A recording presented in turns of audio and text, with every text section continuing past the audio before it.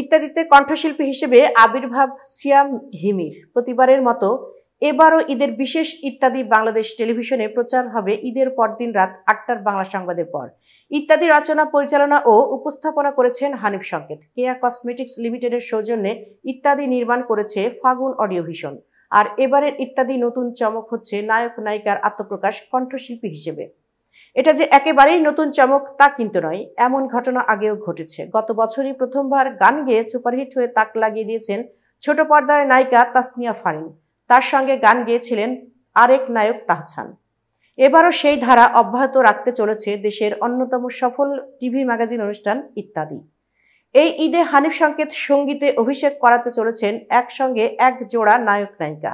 একজন বড় পর্দার নায়ক সিয়াম আহমেদ, অন্যজন ছোট পর্দার হিমি। দুজনেই দারুণ জনপ্রিয় নিজ নিজ সেক্টরে।